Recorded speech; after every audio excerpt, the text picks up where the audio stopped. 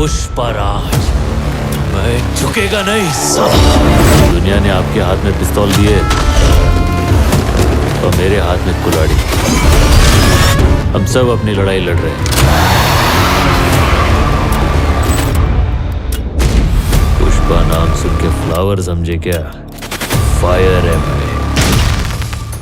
7 अप्रैल 2023 यानी 2023 के good Friday वाला दिन। लेकिन तभी इस गुड फ्राइडे को एक्स्ट्रा गुड बनाने के लिए आया वेयर इज पुष्पा वाला वीडियो, जिसका इंतजार लॉकडाउन से ही पब्लिक को लॉकडाउन खुलने से भी ज्यादा था। और ठीक इसके एक साल बाद यानी 8 अप्रैल 2024 को जैसे ही मैंने यूट्यूब खोला तो पूरा यूट्यूब का सर्वर जैसे IRCTC की वेबसाइट की तरह जाम हो गया, क्योंकि 11:07 पर आइकॉन स्टार के बर्थडे पर पुष्पा का टीजर जो आया था, पुष्पा पार्ट 2 मूवी का टीजर रिलीज हो गया। इंडिया की सबसे बड़ी फिल्म पुष्पा 2 द रूल का फाइनल टीजर आ गया। पुष्पा का टीजर देख लिया है और भाई साहब क्या चीज बनाई।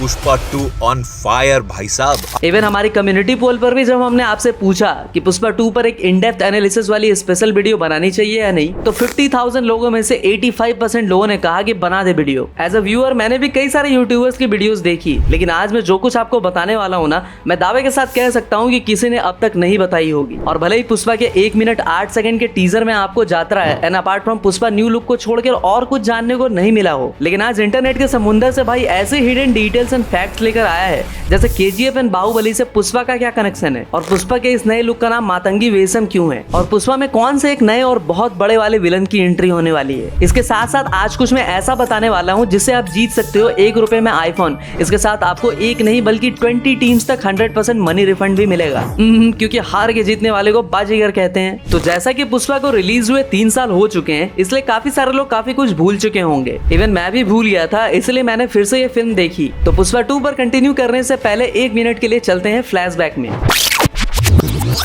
पुष्पा पार्ट 1 की स्टोरी स्टार्ट होती है जापान से, जहाँ लोग एक दूसरे को एक खास तरह का म्यूजिकल इंस्ट्रूमेंट गिफ्ट करते हैं, जो कि बनता है एक खास तरह की लकड़ी से, जो कि चाइना से आती है। लेकिन वो लकड़ी चाइना में प्रोड्यूस नहीं बल्कि इलीगली इंपोर्ट की जाती है, और वो भी इंडिया से, और वही वो लकड़ी होती है लाल चंदन की। तभी फिल्म में पुष्पा भाव की एंट्री होती है, जो अपना ट्रक छुड़वाने के लिए पुलिस को 10,000 फिर 20,000 इवन 1 लाख का ऑफर भी करता है, वो भी एक बंदे के लिए। लेकिन कहानी को थोड़ा और पीछे ले जाया जाता है, जहाँ अपने पुष्पा भाव मजदूरी भी स्वैग से करते हैं और मालिक के सामने कुर्सी पे टांग चढ़ा के बैठ जाते हैं। एंड एज यूजुअल उसके मालिक को ये बात पसंद नहीं आती, तो पैसे लेकर पुष्पा अपने रास्ते निकल लेता है। तभी उसे एक दूसरे काम का ऑफर आता है, कायदे और फायदे वाला ऑफर, जिसमें या तो 100 या फिर 1000 कमाने का हिसाब होता है। और पैसे की खुशबू को कुत्ते की तरह सूंघ लेने वाला पुष्पा 1000 वाला ऑफर चूज करता है और निकल जाता है लाल चंदन की कटाई करने। तभी वहाँ पे पुलिस आ जाती है और सब भागने लगते हैं, लेकिन अपना पुष्पा भाव सबको समझाता है और उल्टा पुलिस ऑफिसर गोविंद को भी अपने पांव पीछे खींचने पड़ते हैं। तभी इस फिल्म के 3 हरामी विलन ठरकी जॉली, चालाक जग्गा और खूंखार कोंडा रेड्डी की एंट्री होती है। इसी बीच पुष्पा को पुलिस उठा चुकी होती है और लाल चंदन छुपाने के केस में उसकी जमकर सुताई करती है, लेकिन वो पुलिस को तो कुछ नहीं बताता, लेकिन चालाक जग्गा रेड्डी को सब कुछ बता देता है और उसके बदले उसे इनाम के पैसे भी मिलते हैं। लेकिन दूसरों की शादी में भी सुहाग रात मनाने वाले जॉली रेड्डी पुष्पा की बेइज्जती कर देता है। फिर पुष्पा अपने दोस्त को पूरे पैसे देता है और गाड़ी खरीदने के लिए कहता है। तभी हमें पता चलता है कि पुष्पा एक इललेजिट चाइल्ड यानी नाजायज बच्चा था, जिसकी वजह से उसका सौतेला भाई उसे और उसकी माँ दोनों को टाइम पर जलील करते रहता था। इनाम के पैसे से खरीदी हुई गाड़ी लेकर पुष्पा पहुंच जाता है कोंडा रेड्डी के मीटिंग में, जहां कोंडा रेड्डी अपने ही लोगों की पिलाई करते रहता है। तो पुष्पा कहता है कि तुम लोग भूतिये हो वे। फिर वो कोंडा रेड्डी को मिल्क टैंकर से लाल चंदन की स्मगलिंग वाला आइडिया सुनाता है। आपको बता दूं कि मेकर्स को इस जंगल में शूट करने के लिए रोज 300 गाड़ियां यूज करनी पड़ती थी और 1500 लोगों को सेट पर लाना पड़ता था। इवन जहाँ सरकार भी झुक गई थी, वहाँ पुष्पा के मेकर्स ने झुकने से इनकार कर दिया था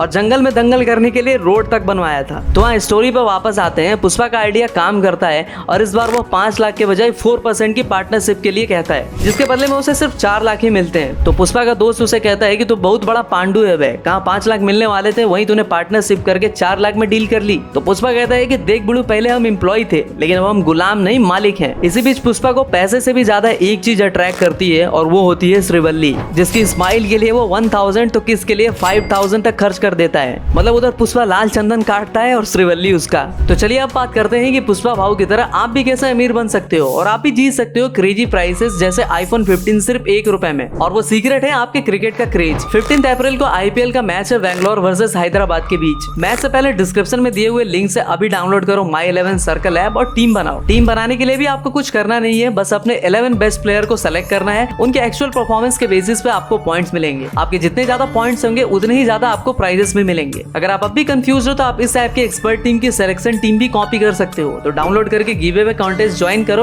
और जीतो आईफोन 15। इस कॉन्टेस्ट की एंट्री फीस भी ₹1 है। तो ज्वाइन करो या मेगा कॉन्टेस्ट और आपको मिलेगा या बाजीगर ऑफर, चाहे एक टीम बनाओ या 20। अगर आप हार भी जाते हो तो आपकी ज्वाइनिंग फीस आपको पूरी तरह से रिफंड की जाएगी। मतलब अगले 20 टीम्स पर आपको कोई लॉस नहीं होगा। और अगर जीत गए तो मेगा कॉन्टेस्ट में मिनिमम 1 करोड़ की फर्स्ट प्राइज है और इससे भी बड़ी prizes are waiting for you. तो ये दोनों ही ऑफर सिर्फ 15 अप्रैल के मैच के लिए ही वैलिड है और सिर्फ मेरे ऑडियंस के लिए ही है, जो कि डिस्क्रिप्शन में दिए हुए लिंक से ही एक्टिवेट होंगे। तो डिस्क्रिप्शन में दिए हुए लिंक से डाउनलोड करो और यूज करो मेरा कूपन कोड जो आपको स्क्रीन पर दिख रहा होगा और आपको पहले डिपॉजिट पे मिलेगा 20% एक्स्ट्रा कैश भी। फिर इस फिल्म में सबसे बड़े और नंबर 1 छटाइल हरामी विलन श्रीनू की एंट्री होती है, जो कोंडा रेड्डी और बाकी लोगों का माल मंजिल तक पहुंचाता है। और जहां ओ अंटवामा गाने में हमारा पूरा ध्यान समंता पर होता है, तो वही अपने बिजनेसमैन पुष्पा भाव का ध्यान श्रीनू के लोगों पे, जो बोलते हैं कि बहन का भाई कोंडा रेड्डी नंबर 1 हुतिया इंसान है, क्योंकि श्रीनू उसी का माल बेचकर 2 करोड़ कमाता है और उसे सिर्फ 25 लाख देता है। और आपको शायद ही पता होगा कि पुष्पा के सिजलिंग हॉट सॉन्ग ओ अंटवामा की वजह से ही सामंता की मैरिड लाइफ में उथल पुथल मच गया था, क्योंकि नागा चैतन्य और उनकी फैमिली ने उन्हें इस आइटम सॉन्ग ना करने की हिदायत दी थी। और पहले न्यूज आई थी कि सेकंड पार्ट में सामंता की बजाय जानवी को लिया जाएगा, लेकिन अब कंफर्म न्यूज है कि सेकंड पार्ट में भी सामंता का ही आइटम सॉन्ग देखने को मिलेगा। हाँ, तो पुष्पा ये श्रीनू के लोगों की पूरी बातें सुन लेता है और कोंडा को बताता है कि श्रीनू तुमको मामू बना रेला है। इसे भी श्रीवल्ली का बाप पुष्पा के घर शादी का रिश्ता लेकर जाता है, लेकिन अगेन उसका स्टेप ब्रदर उसकी कह के लेता है और सबको बता देता है कि पुष्पा एक इलिजिट चाइल्ड है। इस सब के बाद सबको बिना बताए पुष्पा सीधा मेन आदमी मुरुगेसन से मिलकर कोंडा रेड्डी के बिहाफ में 1.5 करोड़ के डील करता है और मिडलमैन श्रीनू को मक्खी की तरह निकाल फेंकता है। तभी ठरकी जॉली रेड्डी को पता चलता है कि पुलिस को सारी खबर श्रीवल्ली का बाप देता था, तो वो उसे पकड़ लेता है और श्रीवल्ली के साथ टपाटप करने की डिमांड करता है। पुष्पा का अब तक काटने वाली श्रीवल्ली उस रात जॉली रेड्डी के बजाय पुष्पा के घर जाती है और उसको सब कुछ बता देती है। और वैसे भी पुष्पा की पहले से ही जॉली रेड्डी पर सटकी रहती है और वो वहाँ जाता है और जॉली रेड्डी के हाथ पांव तोड़ के हॉस्पिटल में एडमिट कर देता है। लेकिन बाद में जब कोंडा रेड्डी को पता चलता है कि जॉली रेड्डी को पुष्पा नहीं पेला है, तो वो पुष्पा को ही ठोकने वाला होता है। तभी कोंडा रेड्डी को श्रीनू गैंग उड़ा देती है, क्योंकि कोंडा रेड्डी ने उन्हें बीच से निकाल के खुद जो डील की थी। फिर पुष्पा श्रीनू गैंग की भी वॉट लगा देता है और श्रीनू के ब्लेड वाले मरमेड साले का भी गेम बजा देता है। फिर मिनिस्टर इन सारे गैंगस्टर्स के साथ एक मीटिंग रखता है,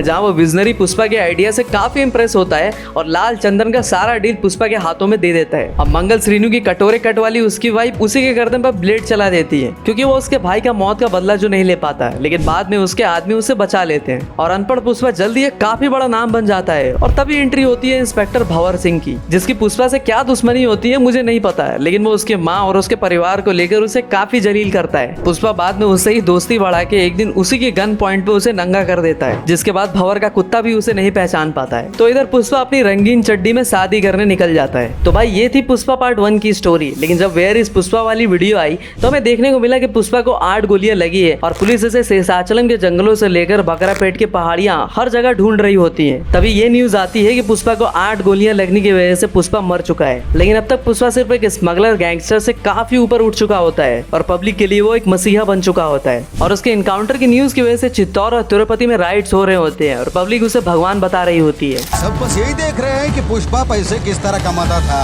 पण तुम्हाला माहिती है का पुष्पा ने उन पैसों का क्या किया? सबको लगता है कि पुष्पा मर चुका है, लेकिन तभी हमें कुछ अनएक्सपेक्टेड थिंग देखने को मिलता है। Here I come. Here I come. well, आपने एक बात नोटिस की, सब कुछ ब्लैक एंड व्हाइट होता है एक्सेप्ट पुष्पा के वो नेल्स, जो काफी लंबे और नेल पॉलिश से रेड पेंट किए होते हैं। मतलब मेकर्स ने क्या दिमाग लगाया था। मतलब उन्हें पता था कि आगे जाकर पुष्पा के गगंगा थल्ली वाले लुक का पोस्टर आएगा, जिसका हिंट उन्होंने हमें वेयर इज पुष्पा वाली वीडियो में ही दे दिया था। फिर क्या था, पुष्पा को चाहने वालों में खुशी की लहर छा जाती है। आपने भी नोटिस किया होगा कि मेकर्स ने हमेशा से ही डिटेलिंग पर काफी बारीकी से काम किया। जैसे पुष्पा 1 हो या 2, दोनों में ही पुष्पा लिखने का तरीका जो कुछ इस तरह से दिखाया जाता है, जिसे देखकर लगता है कि ये पुष्पा की ही फिंगरप्रिंट्स है, लेकिन दरअसल ये लाल चंदन के लकड़ियों के प्रिंट्स होते हैं जो कि पेड़ काटने पर बिल्कुल इंसानों के फिंगरप्रिंट्स की तरह ही दिखते हैं। और एक बार तो इन लाल चंदन की वजह से असली पुलिस भी पुष्पा की टीम को पकड़ लेती है। दरअसल होता कुछ ऐसा है कि पुष्पा की टीम आर्टिफिशियल चंदन को लेकर केरला के जंगल्स में जाती है, लेकिन आते टाइम असली वाली पुलिस उन्हें रोक लेती है और उन्हें काफी देर तक पुलिस वालों को समझाना पड़ता है कि भाई ये आर्टिफिशियल रेड सैंडलवुड है, ना कि असली वाली। 8 अप्रैल 2024 को जब अल्लू अर्जुन के बर्थडे पर उनके लिए मेकर्स ने एक ऐसा गिफ्ट दिया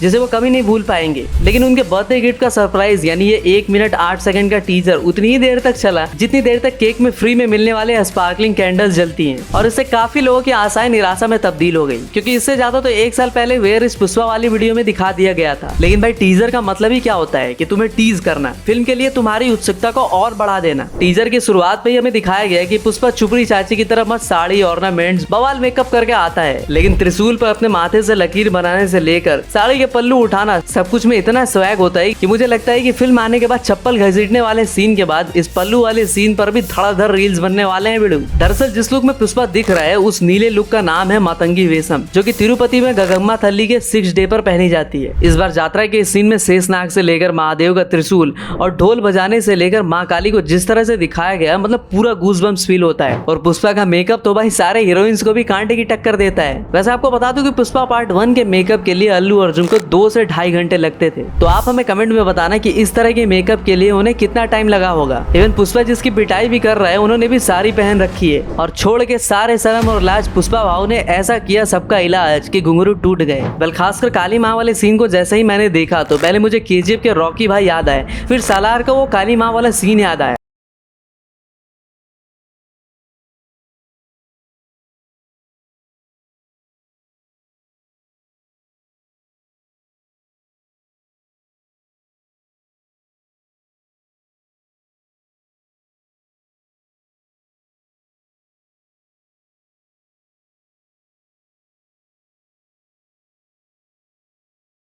तो इस बार की बजट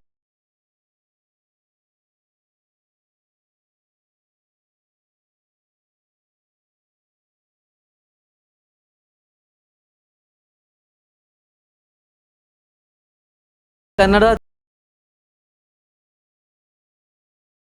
वैसे आपको